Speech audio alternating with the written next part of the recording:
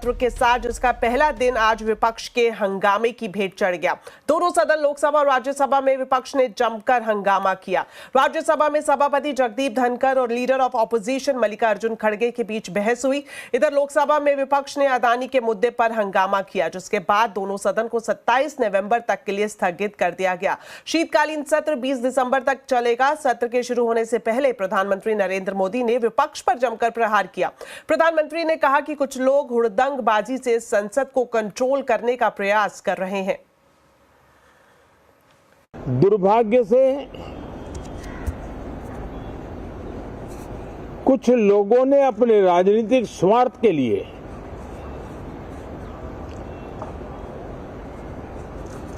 जिनको जनता ने अस्वीकार किया है,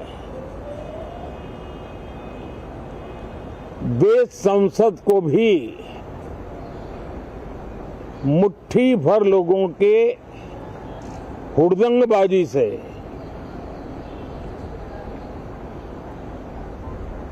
कंट्रोल करने का लगातार प्रयास कर रहे हैं।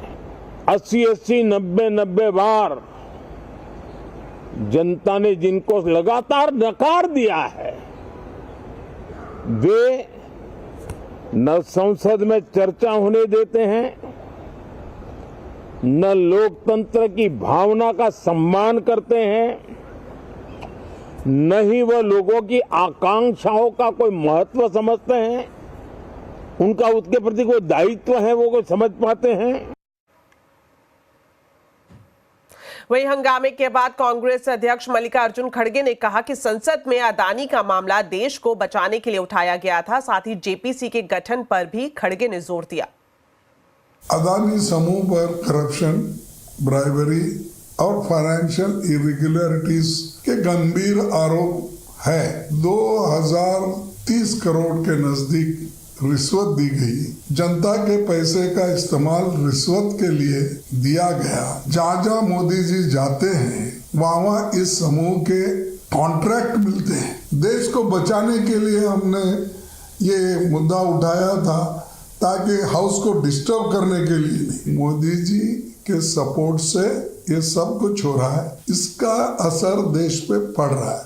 ये हम उठाना चाहते थे, लेकिन इसको हमको मौका नहीं दिया गया। जेपीसी गठित करो, सच्चाई बाहर आने दो। तो कौन बनेगा महाराष्ट्र का मुख्यमंत्री? फिलहाल ये बड़ा सवाल है। 288 सीटों वाली विधानसभा में 235 सीटों के साथ महायुति की प्रचंड वापसी के बाद भी ये सवाल बरकरार है। इसमें बीजेपी को सबसे ज्यादा 132 सीटें मिली है और बीजेपी चाहती है कि देवेंद्र फडणवीस मुख्यमंत्री बने, लेकिन मुख्यमंत्री एकनाथ शिंदे के नेतृत्व में 57 सीटों के साथ शानदार वापसी करने वाली शिवसेना दोबारा मुख्यमंत्री के पद पर शिंदे को देखना चाहती है। वहीं सूत्रों से जानकारी मिल रही है कि गठबंधन की तीसरी पार्टनर अजीत पवार की एनसीपी ने देवेंद्र फडणवीस के नाम पर सहमति दे दी है, लेकिन सार्वजनिक तौर पर तीनों पार्टियां ये कह रही हैं कि मिल बैठकर मुख्यमंत्री के नाम पर फैसला लिया जाएगा। शिवसेना शिंदे गुट के नेता नरेश महस्के का कहना है कि एकनाथ शिंदे के नेतृत्व में महायुति चुनाव जीती है, इसलिए शिंदे को ही दोबारा मुख्यमंत्री बनाना चाहिए। जिस तरह से भारतीय जनता पार्टी ने बिहार में संख्या भर देखा नहीं, लेकिन छोटी पार्टी है, उसको बड़ी करने के लिए नीतीश कुमार को सीएम पद दिलाया, वैसे ही एकनाथ शिंदे साहब को सीएम पद मिलेगा, यह हमें विश्वास है। वहीं भारतीय जनता पार्टी देवेंद्र फडणवीस को मुख्यमंत्री के पद पर बिठाना चाहती है। बीजेपी नेता नितेश राणे का कहना है कि बीजेपी सबसे ज्यादा सीटें लेकर आई है, इसलिए देवेंद्र फडणवीस को ही महाराष्ट्र का मुख्यमंत्री बनाया जाना चाहिए। हमारे लिए हिंदुत्व सोच का मुख्यमंत्री आना जरूरी है। आप किसी भी भारतीय जनता पार्टी के कार्यकर्ताओं को पूछेगा तो हर एक की जबान पे एक ही नाम है, देवेंद्र फडणवीस, जिन्होंने 2014 से 19 को महाराष्ट्र को प्रगति और प्रोग्रेस के मार्ग पे लेके गए थे। विरोधी पक्ष नेता थे तभी भी उन्होंने महाराष्ट्र को अच्छी तरह से और बीजेपी के हर एक कार्यकर्ता को संभाला। तो मुझे ऐसा लगता है आप किसी को भी पूछेंगे, नींद में भी उठाएंगे ना, तो भी नाम देवेंद्र फडणवीस ही आएगा। मगर आखिर में महायुति की सरकार है, जो कुछ भी हमारे सीनियर लीडरशिप बैठ के सोचेंगे वैसे ही होगा। तो महाराष्ट्र में कौन बनेगा मुख्यमंत्री, आज आवाज अड्डा में इसी पर होगी बड़ी चर्चा शाम 7:57 पर। चलिए अब बात करते हैं झारखंड की, जहां हेमंत सोरेन 28 नवंबर को मुख्यमंत्री पद की शपथ लेंगे। रविवार को सोरेन ने गवर्नर संतोष गंगवार से मिलकर त्यागपत्र सौंप दिया है और सरकार बनाने का दावा भी पेश कर दिया है। इससे पहले इंडिया गठबंधन के दलों ने हेमंत सोरेन को सर्वसम्मति से विधायक दल का नेता चुना। झारखंड में जेएमएम के नेतृत्व वाले कांग्रेस, आरजेडी और लेफ्ट पार्टियों के गठबंधन ने 81 सीटों वाली विधानसभा में 56 सीटों के साथ शानदार वापसी की है। बीजेपी को 21 और सहयोगियों को मिलाकर एनडीए को 24 सीटें मिली है। एक सीट क्षेत्रीय पार्टी जेएलकेएम को मिली है। अब खबर उत्तर प्रदेश से, जहां पर संभल में बवाल छिड़ गया है। रविवार को संभल में जामा मस्जिद के सर्वे के दौरान हिंसा भड़क उठी, जिसमें 4 लोगों की मौत हो गई है। कल डीएम एसपी के साथ एक टीम जामा मस्जिद का सर्वे करने पहुंची थी। टीम को देखकर मुस्लिम समुदाय के लोग भड़क गए। कुछ ही देर में करीब 2 से 3 हजार लोग जामा मस्जिद के बाहर पहुंच गए। पुलिस ने रोकने की कोशिश की तो भीड़ में शामिल कुछ लोगों ने पथराव किया। बवाल इतना बढ़ गया कि पुलिस ने पहले आंसू गैस के गोले दागे, फिर लाठीचार्ज करके भीड़ को खदेड़ा। पुलिस ने हिंसा से जुड़े मामले में अब तक 12 एफआईआर दर्ज कर ली है, जबकि 2500 अज्ञात लोगों पर एफआईआर दर्ज की गई है। अब तक 25 लोगों की गिरफ्तारी भी हुई है। इस पूरे मामले में पुलिस ने सपा सांसद जिया उर रहमान और सदर विधायक नवाब इकबाल महमूद के बेटे सुहेल इकबाल पर हिंसा भड़काने के लिए एफआईआर दर्ज कर ली है। एसपी ने बताया कि संभल तहसील में इंटरनेट बैन को 1 दिन के लिए और बढ़ाया जा रहा है, यानी कल भी यहां इंटरनेट बंद रहेगा।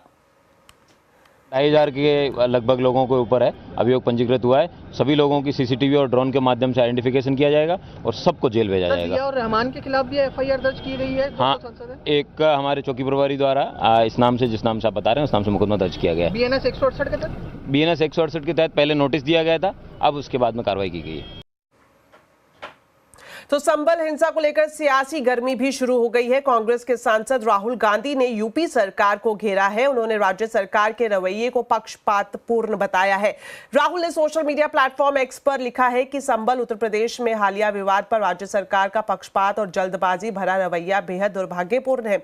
उन्होंने ये भी लिखा कि हिंसा और फायरिंग में जिन्होंने अपनों को खोया है, उनके प्रति मेरी गहरी संवेदनाएं हैं। प्रशासन द्वारा बिना सभी पक्षों को सुने और असंवेदनशीलता से की गई कार्रवाई ने माहौल को और ज्यादा बिगाड़ दिया। कई लोगों की मृत्यु का कारण भी ये बना, जिसकी सीधी जिम्मेदार भाजपा सरकार है। भाजपा का सत्ता का उपयोग हिंदू मुसलमान समाजों के बीच दरार और भेदभाव पैदा करने के लिए करना न प्रदेश के हित में है, न देश के हित में। मैं सुप्रीम कोर्ट से इस मामले में जल्द से जल्द हस्तक्षेप कर न्याय का अनुरोध करता हूं। वहीं संभल के सांसद जिया उर रहमान बर्क ने यूपी में शासन के इशारे पर मर्डर का आरोप लगाया है। उन्होंने पुलिस वाले जो दोषी हैं उन पर एक्शन की मांग की है। इस घटना को प्री प्लान अंजाम दिया गया है और खास तौर से जो पुलिस प्रशासन के अधिकारी शासन के इशारे पे इसको काम किया है, उनके खिलाफ हत्या का मुकदमा दर्ज हो पुलिस प्रशासनिक अधिकारियों के खिलाफ और उनको जेल की सलाखों के पीछे भेजना चाहिए, जिससे कि उनको इंसाफ मिल सके और आने वाले समय में ये एक मैसेज जा सके कि कोई भी पुलिस प्रशासन का अधिकारी जिनको कि कानून की रक्षा के लिए है, वो कानून के भक्षक नहीं बने और आने वाले समय के अंदर ये मैसेज जाए कोई इस प्रकार की घटना दोबारा से नहीं घटे, जिससे कि कोई मासूम जो अपनी जान खो। तो संभल की इस पूरी घटना पर एआईएमआईएम के अध्यक्ष असुद्दीन ओवैसी ने संभल हिंसा के लिए यूपी सरकार को दोषी ठहराया है। उन्होंने कहा कि संभल में फायरिंग नहीं, मर्डर हुआ है। एक बार तो आपने गलत ऑर्डर दिया, सर्वे हो गया। दूसरा सर्वे जब किया आपने किसी को इत्तला नहीं दी। तीसरी बात यह है कि पुलिस का ये काम था कि मस्जिद कमेटी को कॉन्फिडेंस में लेते या वहां की पीस कमेटी को। चौथी बात यह है कि जो सर्वे करने लोग आ रहे हैं वो प्रोवोकेटिव स्लोगन्स लगा कर आ रहे हैं, वो वीडियो उसका है, पब्लिक डोमेन में है। और उसके बाद जो वहां पर वायलेंस हुआ, जिसमें 3 मुसलमानों को गोली लगी, उनकी मौत हुई, हम इसका कंडेम करते हैं। ये फायरिंग नहीं बल्कि मर्डर है। और जब से बाबरी मस्जिद राम मंदिर का जजमेंट आया, जिस बात को मैं पर्टिकुलरली कह रहा हूं कि उस जजमेंट के बाद ये सब चीजें खुलेंगी और एक के बाद एक खुल रही हैं। तो इस घटना पर समाजवादी पार्टी के अध्यक्ष अखिलेश यादव की भी प्रतिक्रिया सामने आई है। अखिलेश यादव ने कहा है कि राज्य सरकार के इशारे पर संभल में दंगा हुआ है। पूरा का पूरा कराया गया ये दंगा है और किसने कराया? सरकार ने कराया। क्योंकि सरकार जो बेईमानी कर रही थी, सरकार जिसने वोट लूटा, सरकार ने जिसने मशीन पर ईवीएम की बटन बार बार पुलिस से दबवाई, प्राइवेट ड्रेस में पुलिस लगाई, उस चुनाव में इनकी धांधली, इनकी चोरी न पकड़ी है, इसलिए जानबूझ करके संभल में घटना कराई है। वहीं दूसरी तरफ उत्तर प्रदेश के डिप्टी सीएम ब्रजेश पाठक ने संभल की घटना पर दुख जताया है और साथ ही ये भी कहा है कि इस मामले में निष्पक्ष कार्रवाई की जाएगी। न्यायपालिका के आधार पर वहां पर सर्वे चल रहा था। जो भी घटना हुई है वो दुखद है और पूरी घटना की जांच होगी और निष्पक्ष कार्रवाई होगी। 20 लोग गिरफ्तार किए गए हैं, निष्पक्ष कार्रवाई होगी। चलिए अब एक नजर डालते हैं बाजार के हाल पर। महायुति की जीत से बाजार का जोश आई है। सेंसेक्स निफ्टी शानदार बढ़त पर बंद हुआ। सेंसेक्स 993 पॉइंट चढ़ा तो निफ्टी 315 पॉइंट की बढ़त के साथ बंद हुआ। Mid cap small cap shares में तेजी रही। वहीं बीएसई के सभी सेक्टर इंडेक्स बढ़त पर बंद हुए। डिटेल्स लेते हैं कंचन नौटियाल से। तो कंचन, आपसे जानना चाहेंगे आज बाजार में तूफानी तेजी थी, कौन से सेक्टर्स और शेयर्स में सबसे ज्यादा रफ्तार दिखाई दी और क्या कुछ ऐसे शेयर्स भी थे जहां कमजोरी देखने को मिली? राइट, जैसे कि आपने बोला कि हफ्ते के पहले कारोबारी दिन बाजार में एक अच्छा खासा मोमेंटम हमें देखने को मिला। सबसे पहले अगर निफ्टी के गेनर की बात करी जाए तो सबसे पहला नाम आता है ओएनजीसी का, जहां पे एक अच्छी खासी हमें तेजी देखने को मिली। साथ ही साथ बीएल में भी एक अच्छा खासा मोमेंटम आज के सत्र में 4.25% की बढ़त के साथ हमें बंद होता हुआ दिखाई दिया। यही नहीं बल्कि लार्सन एंड ट्यूब्रो में भी करीब 4.25% की तेजी थी और बीपीसीएल भी आज 4% की बढ़त के साथ बंद हुआ है। एट द सेम टाइम अगर लूजिंग साइड की बात करी जाए तो लूजिंग साइड में सबसे पहला नाम आता है जेएसडब्ल्यू स्टील का, जहां पे एक हमें कमजोरी का सत्र देखने को मिला। साथ ही साथ टेक एम में भी एक कमजोरी हमें देखने को मिली, करीब 1% की। मारुति सुजुकी भी करीबन 0.5% की कमजोरी के साथ बंद हुआ और लास्ट में बजाज ऑटो में भी करीबन 0.25% का दबाव आज के सत्र में एक एविडेंट तरीके से देखा गया। अब बात कर लेते हैं डायरेक्टली मिड कैप गेनर की कि मिड कैप में ऐसे कौन से शेयर्स थे जहां पे एक अच्छा खासा मोमेंटम हमें बनता हुआ दिखाई दिया। सबसे पहले नाम आता है आईआरबी इंफ्रा, जहां पे 8% का एक अपसाइड था। वोडाफोन आइडिया में भी करीब 5% की तेजी देखी गई। कमिंस इंडिया में 7% और साथ ही साथ भारत डायनेमिक्स भी आज 6.25% की बढ़त के साथ बंद हुआ है।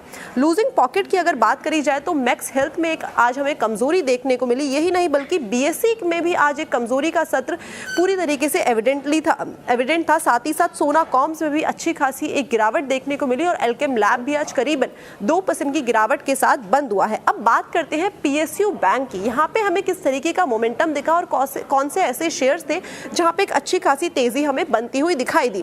महाबैंक में एक अच्छा खासा हमें मोमेंटम आज के सत्र में देखने को मिला है। करीबन 3% की बढ़त के साथ ये बंद हुआ है।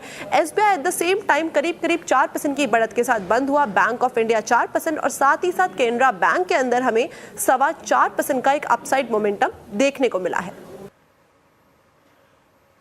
शुक्रिया कंचन इस पूरे मार्केट अपडेट के लिए। तो फिलहाल वक्त हो गया एक छोटे से ब्रेक का, लेकिन खबरें अभी और भी हैं। आप देखते रहिए आवाज समाचार।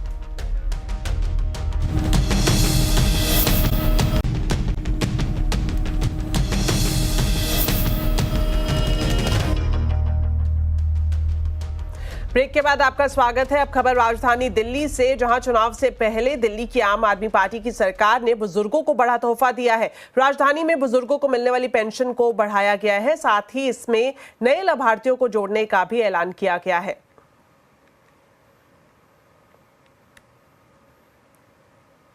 तो राजधानी दिल्ली में आम आदमी पार्टी की जो सरकार है, जिसने बड़ा ऐलान किया है पेंशन योजना को लेकर, इस पर डिटेल्स लेते हैं संवाददाता रोहन सिंह से। तो रोहन, बताएं, जो आज बड़ा ऐलान किया गया है चुनाव से पहले पेंशन को लेकर, क्या कुछ इसकी डिटेल है, पूरी खबर क्या है? जी, दिल्ली सरकार ने बुजुर्गों के लिए नई पेंशन योजना की घोषणा की है। इसमें पहले के मुकाबले दायरा तो बढ़ाया गया ही है लाभार्थियों का, इसके अलावा जो अमाउंट डिस्बर्स होता था उसे भी बढ़ाया गया है। कुल मिला के 80,000 नए लाभार्थी होंगे। नई पेंशन योजना में 60 से 69 साल के जो लोग हैं उनको पहले 1,000 रुपये मासिक पेंशन मिलता था, उसे बढ़ाकर 2,000 रुपये कर दिया गया है। ठीक इसी तरह से 70 साल और इसके ऊपर के जो लोग हैं उनके लिए 1,500 से बढ़ा के 2,500 प्रति माह जो है उन्हें पेंशन मिला मिला करेगी। इसके अलावा जो विकलांग है, खासतौर पर ऐसे लोग जिनकी 60% से ज़्यादा विकलांगता है, उन्हें हर महीने 5,000 रुपये की मासिक पेंशन जो है वो दी जाएगी। इसमें बता दें कि इसके साथ ही जो पेंशन के लिए एक पेंशन सुविधा पोर्टल का भी ऐलान किया गया है, जिसमें लोग एप्लीकेशन दे सकते हैं। और पिछले 24 घंटों में दिल्ली सरकार का दावा है कि करीब 10,000 नए लोगों ने इसके लिए एप्लीकेशन दिया है और उनका ये भी कहना है कि इससे ये जो पूरी प्रक्रिया है वो काफ़ी ज़्यादा आसान होगी। चुनावों से पहले ये काफ़ी ज़्यादा इम्पॉर्टेंट है क्योंकि 80,000 नए लोग जोड़े गए हैं इस पेंशन स्कीम में, तो नए लोगों से जोड़ने की कोशिश है आम आदमी पार्टी सरकार की इस पेंशन योजना के तहत, इसलिए इसे काफ़ी महत्वपूर्ण माना जा रहा है। रोहन, आप हमारे साथ बने रहें। एक और खबर के लिए आपके पास दोबारा वापस लौटेंगे। इस बीच आपको बता दें, राजधानी दिल्ली और एनसीआर में ग्रैब 4 जारी रहेगा। ग्रैब 4 के बावजूद दिल्ली एनसीआर में स्कूल दोबारा से खुल सकते हैं। सुप्रीम कोर्ट ने आज सुनवाई के दौरान स्कूल खोलने की छूट दे दी है। हालांकि कंस्ट्रक्शन पर अभी भी पाबंदी रहेगी। सुप्रीम कोर्ट ने क्या कुछ कहा है, इसकी पूरी जानकारी दे रहे हैं संवाददाता असीम मनचंदा। प्रदूषण को देखते हुए दिल्ली एनसीआर के अंदर ग्रैब 4 लागू हो चुका है। बच्चों की स्कूलों की छुट्टियां कर दी गई हैं और कंस्ट्रक्शन एक्टिविटी के ऊपर रोक लगा दी गई है। शुक्रवार को जब इस मामले की सुनवाई हुई थी तो सुप्रीम कोर्ट ने कोर्ट कमिश्नर की नियुक्ति की थी और उनसे कहा था कि आप दिल्ली के अंदर जाइए और देखिए कि क्या जो ग्रैब 4 है उनके नियमों का पालन हो रहा है। आज कोर्ट कमिश्नर ने अपनी रिपोर्ट सुप्रीम कोर्ट को दी और कहा कि नियमों का पालन नहीं हो रहा है। सुप्रीम कोर्ट ने उसके ऊपर फटकार लगाई। सुप्रीम कोर्ट ने centre for air quality management को निर्देश दिए कि आप जाइए और आप इस नियमों का सख्ती से पालन कराइए। आप लोगों के ऊपर पेनल्टी लगाइए, उनको चाहे सजा कीजिए, लेकिन इन नियमों का ग्राउंड पर सख्ती से पालन होना चाहिए। दूसरी तरफ ये था कि क्या स्कूलों को दोबारा से खोला जाए, खासतौर पे कि छोटे बच्चों को मिड डे मील नहीं मिल रहा। इतना ही नहीं, सब लोगों के पास ऑनलाइन की एक्सेस की सुविधा नहीं है। तो सुप्रीम कोर्ट ने centre for air quality management से कहा, इन बातों को ध्यान में रखते हुए आप फैसला लीजिए कि क्या स्कूलों को दोबारा से खोला जा सकता है। तो centre for air quality management इसके ऊपर जल्दी ही फैसला लेगा। कंस्ट्रक्शन बंद होने की वजह से मजदूरों को भी काफी नुकसान उठाना पड़ रहा, तो ऐसे में सुप्रीम कोर्ट ने राज्यों को भी निर्देश दिए कि जो फंड उनके लिए बनाया गया है उनके लिए व्यवस्था कीजिए। अब सुप्रीम कोर्ट ने कहा कि एयर क्वालिटी के अंदर भले ही सुधार हो रहा हो, लेकिन हमको पूरा डाटा, कॉम्प्रिहेंसिव डाटा चाहिए, जिससे कि हमें पता लग सके कि पोल्यूशन कम हुआ या नहीं हुआ। तो उस डाटा को देखने के बाद सुप्रीम कोर्ट ग्रैब 4 कम करने पर अपनी मंजूरी देगा। फिलहाल ग्रैब 4 जारी रहेगा और गुरुवार को सुप्रीम कोर्ट दोबारा से इस मामले की सुनवाई करेगा। चलिए अब आपको दिखाते हैं सीएनबीसी आवाज की एक्सक्लूसिव खबर। सरकार अब उड़ान 2.0 की तैयारी में जुट गई है। सूत्रों से मिल रही एक्सक्लूसिव जानकारी के मुताबिक इस स्कीम के तहत 100 से ज्यादा हवाई पट्टियों का विकास किया जाएगा। डिटेल्स के साथ जुड़े हुए हैं मेरे सहयोगी रोहन सिंह। तो रोहन, आपसे जानना चाहेंगे उड़ान 2.0 की पूरी डिटेल्स क्या है? जी, एविएशन सेक्टर की सबसे बड़ी स्कीम है उड़ान स्कीम और अब इसके सेकंड स्टेज यानी कि उड़ान 2.0 के ड्राफ्ट बनाने का काम शुरू हो चुका है। इसके लिए स्टेक होल्डर कंसल्टेशन सरकार ने शुरू कर दिया है। 10 साल के लिए होगी ये स्कीम और अगले 10 साल में 100 से ज़्यादा एयरपोर्ट्स, खासतौर पे ऐसे एयरपोर्ट जो कि छोटे हैं, जो कि अनसर्व्ड हैं या अंडर सर्व्ड हैं, उनको डेवलप किया जाएगा और 2047 तक जो रखा गया है वो करीब 400 एयरपोर्ट्स को डेवलप किया जाएगा। इसके लिए जो बड़े काम किए जाने की प्लानिंग की जा रही है, सबसे पहले जो एंट्री बैरियर्स हैं वो कम किए जाएंगे, खासतौर पे जहाँ तक हेलीकॉप्टर्स की बात है, सी प्लेन्स की बात है या जो छोटे एयरक्राफ्ट्स हैं उनके लिए जो टर्म्स हैं वो ज़्यादा आसान बनाए जाएंगे।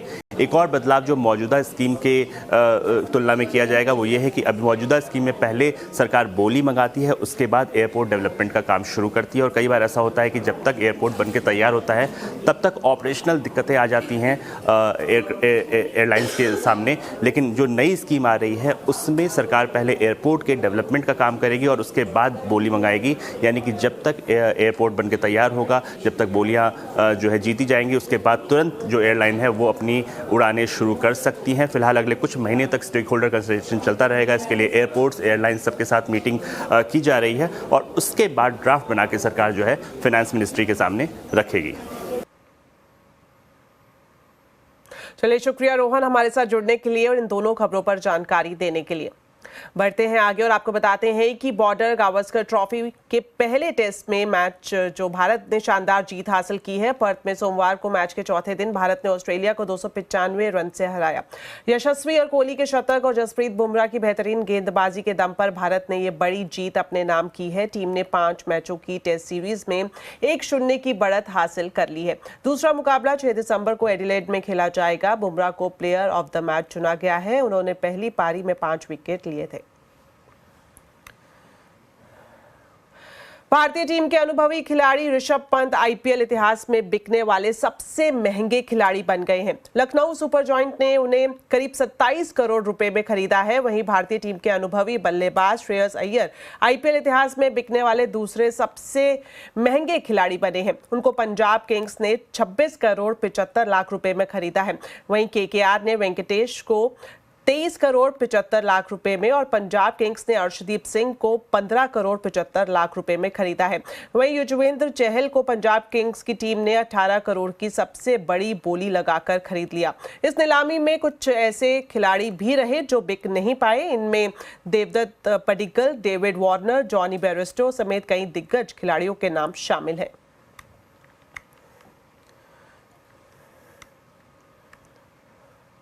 तो चलिए बुलेटिन में फिलहाल इतना ही, लेकिन जाने से पहले आपको बताते हैं आज के कंज्यूमर अड्डा के टॉपिक के बारे में। आजकल नवजोत सिंह सिद्धू का एक वीडियो काफी वायरल है जिसमें वो कैंसर के इलाज में हल्दी, नीम के पत्ते, नींबू पानी जैसी चीजों के फायदे बता रहे हैं। तो क्या है सिद्धू के दावों का सच? जानने के लिए जरूर देखिए आज का कंज्यूमर अड्डा शाम 5:57 पर।